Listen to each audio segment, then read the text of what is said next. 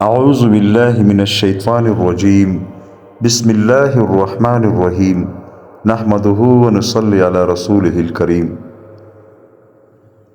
دوستو، جنات اور غیبی آوازوں کا صحابہ کی مدد کرنا، جس کا دوسرا حصہ آج انشاءاللہ بیان کروں گا۔ کچھ ایسے جنات جو صحابہ کرام کی براہ راست مدد کرتے تھے اور صحابہ کرام سے ملتے تھے، کچھ ایسے جنات جو صحابہ کرام کو راستہ بتاتے تھے کہ اس راستے پر چلو، یہ راستہ نزدیک ہے اور یہ راستہ آسان ہے اور اس راستے پہ خطرہ نہیں ہے۔ تو دوستو، یہ سب جاننے کے لیے اس بیان کو پورا دیکھنا پڑے گا۔ جنات کا ایک سردار یہ شعر پڑھ رہا تھا جب نبی کریم صلی اللہ علیہ وآلہ وسلم پر رسالت نازل ہوئی، تو جنات کا ایک سردار تھا جو یہ شعر پڑھ رہا تھا: مجھے اس بات پر تعجب ہے کہ جنات حق کو تلاش کر رہے ہیں اور سفید اونٹوں پر کجاوے کے نیچے ٹاٹ رکھ کر ہر طرف کا سفر کر رہے ہیں۔ یہ سب ہدایت حاصل کرنا چاہتے ہیں، اس لیے مکے جا رہے ہیں، اور خیر والا جن ناپاک جن کی طرح نہیں ہو سکتا، لہٰذا تم سفر کر کے اس ہستی کے پاس جاؤ جو بنی ہاشم میں برگزیدہ ہے، اور آنکھیں بلند کر کے مکہ کی چوٹی کی طرف دیکھو۔ چنانچہ میں اٹھا اور میں نے کہا، اللہ نے میرے دل کو اچھی طرح جانچ لیا ہے، یعنی جن کی بات صحیح معلوم ہوتی ہے، اور میں اونٹنی پر سوار ہو کر چل دیا۔ پھر میں مدینہ آیا تو وہاں حضور صلی اللہ علیہ وآلہ وسلم اپنے صحابہ میں تشریف فرماتے۔ میں نے قریب جا کر عرض کیا، میری درخواست بھی سن لے۔ آپ صلی اللہ علیہ وآلہ وسلم نے فرمایا، کہو۔ میں نے یہ اشعار پڑھے: ابتدائی رات کے کچھ حصے کے گزر جانے اور میرے کچھ سو لینے کے بعد مجھ سے سرگوشی کرنے والا جن میرے پاس 3 رات آتا رہا، اور جہاں تک میں نے اسے آزمایا وہ جھوٹ نہیں تھا، اور ہر رات مجھ سے یہی کہتا رہا کہ تمہارے پاس ایک رسول آیا ہے جو قبیلہ لوئی بن غالب میں سے ہے۔ اس پر میں نے سفر کے لیے اپنی لنگی چڑھائی اور میں نے سفر شروع کر دیا، اور تیز رفتار بڑے رخساروں والی اونٹنی مجھے لے کر ہموار اور وسیع غبار آلود میدانوں میں چلتی رہی۔ میں گواہی دیتا ہوں کہ اللہ تعالیٰ کے سوا کوئی چیز عبادت کے لائق نہیں، اور آپ غیب کی ہر بات کے بارے میں قابل اعتماد ہے۔ اے قابل احترام اور پاکیزہ لوگوں کے بیٹے، آپ اللہ تک پہنچنے کے لیے تمام رسولوں میں سب سے زیادہ قریبی وسیلہ ہے، اور اے روئے زمین پر چلنے والوں میں سب سے اچھے، آپ ہمیں ان تمام اعمال کا حکم دیں جو آپ کے پاس اللہ کی طرف سے آ رہے ہیں۔ ہم ان اعمال کو ضرور کریں گے، چاہے ان اعمال کی محنت میں ہماری بال بھی سفید ہو جائے، اور آپ میرے اس دن سفارشی بن جائیں جس دن آپ کے علاوہ اور کوئی سفارشی سواد بن قارب کے کسی کام نہیں آ سکتا۔ میرے اشعار سن کر حضور صلی اللہ علیہ وآلہ وسلم اور تمام صحابہ بہت زیادہ خوش ہوئے، حتیٰ کہ ان سب کے چہروں پر خوشی نمایاں نظر آنے لگی۔ حضرت محمد بن کعب قرظی راوی کہتے ہیں، یہ قصہ سنتے ہی حضرت عمر رضی اللہ عنہ اٹھ کر حضرت سواد سے چمٹ گئے اور فرمایا، میری دلی خواہش تھی کہ میں تم سے یہ سارا قصہ سنوں، کیا اب بھی وہ جن تمہارے پاس آتا ہے؟ حضرت سواد نے کہا، جب سے میں نے قرآن پڑھنا شروع کیا ہے وہ نہیں آیا، اور اس جن کی جگہ اللہ کی کتاب نعم البدل ہے۔ پھر حضرت عمر رضی اللہ عنہ نے فرمایا، ہم ایک دن قریش کے ایک قبیلے میں تھے جن کو آل زریح کہا جاتا ہے۔ انہوں نے اپنا ایک بچڑا ذبح کیا اور قصاب اس کا گوشت بنا رہا تھا کہ اتنے میں ہم سب نے بچڑے کے پیٹ میں سے آواز سنی، اور بولنے والی کوئی چیز ہمیں نظر نہیں آ رہی تھی، اور وہ یہ کہہ رہا تھا، اے آل زریح، یہ کامیابی والا کام ہے۔ ایک پکارنے والا پکار کر فصیح زبان میں کہہ رہا ہے کہ وہ اس بات کی گواہی دیتا ہے کہ اللہ کے سوا کوئی معبود نہیں۔ حضرت براء رضی اللہ عنہ کی روایت میں ہے کہ حضرت سواد بن قارب نے فرمایا، میں ہندوستان میں ٹھہرا ہوا تھا تو ایک رات میرا تابع جن میرے پاس آیا۔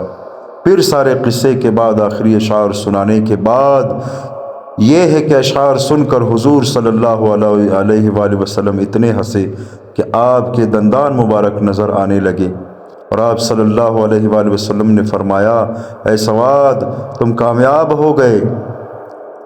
حضرت محمد بن کعب قرظی رحمۃ اللہ علیہ کی دوسری روایت میں ہے کہ حضرت سواد رضی اللہ عنہ فرماتے ہیں کہ جن کی باتوں سے میرے دل میں اسلام کی محبت بیٹھ گئی اور اسلام کا شوق پیدا ہو گیا، صبح کو میں نے اونٹنی پر کجاوا کسا اور مکہ کی طرف چل پڑا۔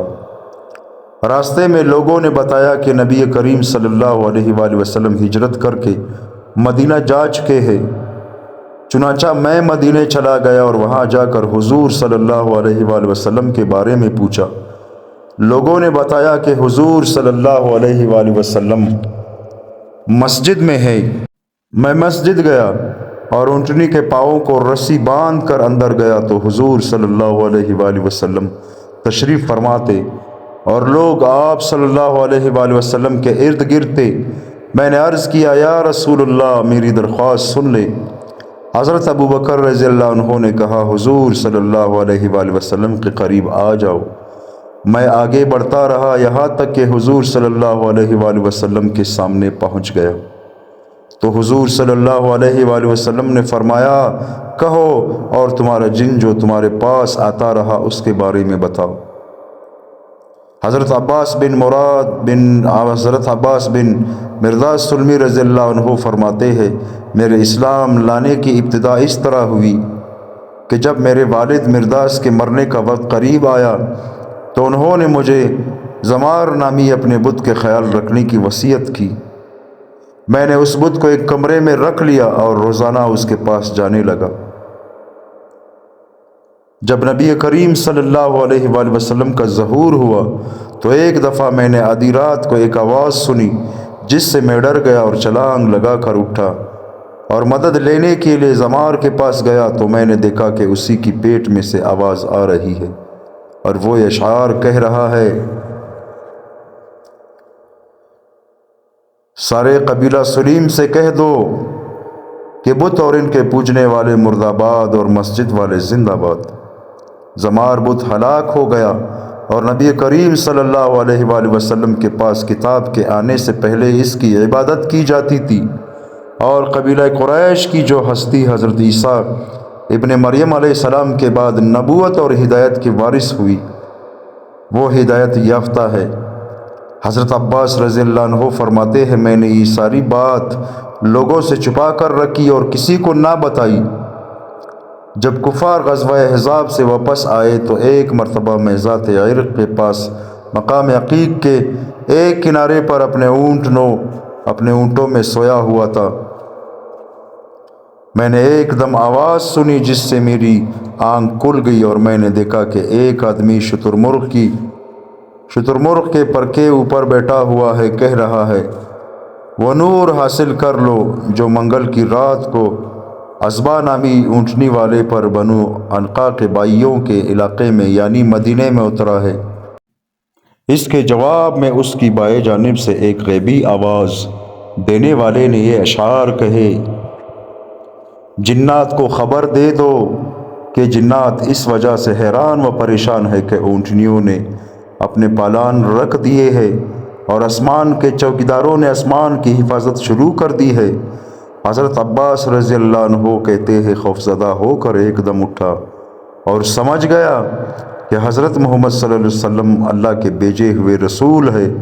چنانچہ میں گھوڑے پر سوار ہوا اور بہت تیزی سے سفر کیا، یہاں تک کہ میں حضور صلی اللہ علیہ وآلہ وسلم کی خدمت میں پہنچ کر آپ صلی اللہ علیہ وآلہ وسلم سے بیعت ہو گیا۔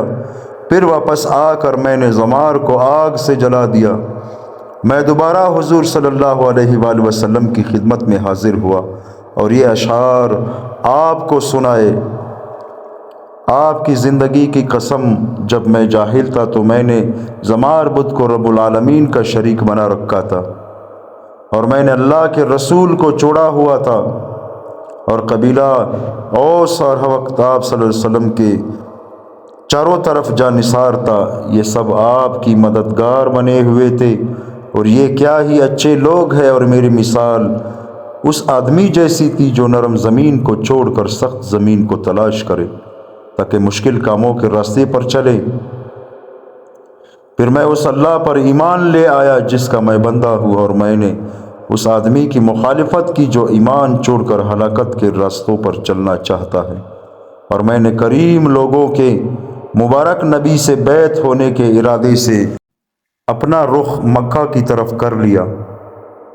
عیسیٰ علیہ السلام کے بعد ہمارے پاس ایسے نبی آئے ہیں جو بولتا ہوا حق یعنی قرآن لے کر آئے ہیں، اور اس میں ایسی باتیں ہیں جن سے حق اور باطل جدا جدا ہو جاتا ہے، اور واقعی اس میں ایسی باتیں ہیں۔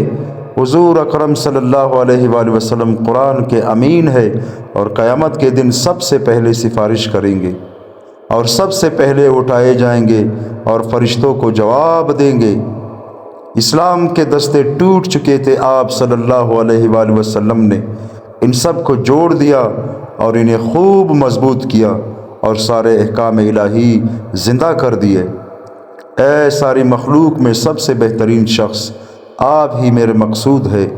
آپ صلی اللہ علیہ وآلہ وسلم اگلوں پچھلوں میں اعلیٰ نسب والے ہیں، اور قبیلہ مالک میں بزرگی میں سب سے آگے ہے۔ جب قریش بھوک اور کمزوری کے باوجود بلندیاں حاصل کر رہے ہیں تو آپ صلی اللہ علیہ وآلہ وسلم ان میں سے سب سے زیادہ صاف ستھرے اور پاکیزہ ہے، اور آپ صلی اللہ علیہ وآلہ وسلم تمام زبانوں میں برکت رہیں گے۔ جب قبیلہ کعب اور قبیلہ مالک اپنا اپنا نسب بیان کریں گے تو ہم آپ صلی اللہ علیہ وآلہ وسلم کو خالص نسب والا اور عورتوں کو گندہ پائیں گے۔ اور خرائطی کی روایت میں پہلے 3 اشعار کے بعد یہ ہے کہ حضرت عباس بن مرداس رضی اللہ عنہ فرماتے ہیں کہ میں نے خوفزدہ ہو کر نکلا اور اپنی قوم کے پاس آیا اور انہیں سارا قصہ سنایا، اور اپنی قوم بنو حارثہ کے 300 آدمی لے کر حضور صلی اللہ علیہ وآلہ وسلم کی خدمت میں مدینہ گیا، اور وہاں جا کر مسجد میں داخل ہوئے۔ جب حضور صلی اللہ علیہ وآلہ وسلم نے مجھے دیکھا تو فرمایا، اے عباس، تمہارے اسلام لانے کی کیا صورت ہوئی؟ میں نے آپ کو سارا قصہ سنایا، جس سے آپ صلی اللہ علیہ وآلہ وسلم بہت خوش ہوئے، اور یوں میں اور میری قوم والے سب مسلمان ہو گئے۔ حضرت جابر بن عبداللہ رضی اللہ عنہما فرماتے ہیں، نبی کریم صلی اللہ علیہ وآلہ وسلم کے مبعوث ہونے کی خبر مدینہ میں سب سے پہلے اس طرح ملی کہ مدینہ کی ایک عورت کا ایک جن تابع تھا۔ ایک دفعہ وہ ایک سفید پرندے کی شکل میں آیا اور اس کی دیوار پر بیٹھ گیا۔ اس عورت نے اس سے کہا، تم نیچے کیوں نہیں آتے تاکہ ہم آپس میں باتیں کریں اور ایک دوسرے کو حالات بتائیں؟ اس نے کہا، مکہ میں ایک نبی مبعوث ہوئے ہیں جنہوں نے زنا کو حرام قرار دیا ہے اور ہمارا چین سکون چھین لیا ہے۔ پہلے ہم آسمان پر جا کر وہاں کی خبریں لے آتے تھے، اب وہاں نہیں جا سکتے، اس لیے پریشان ہے۔ حضرت علی بن حسین رضی اللہ عنہما فرماتے ہیں، حضور صلی اللہ علیہ وآلہ وسلم کے بارے میں مدینہ میں سب سے پہلے خبر اس طرح آئی کہ ایک عورت کا نام فاطمہ تھا، اس کے پاس ایک جن آیا کرتا تھا۔ چنانچہ ایک دن وہ جن آیا اور دیوار پر کھڑا ہو گیا۔ اس عورت نے کہا، تم نیچے کیوں نہیں آتے؟ اس نے کہا، نہیں، اب وہ رسول مبعوث ہو گئے ہیں جنہوں نے زنا کو حرام قرار دیا ہے۔ دوستو، اللہ تعالی ہم سب کو ان باتوں پر عمل کرنے کی توفیق عطا فرمائے۔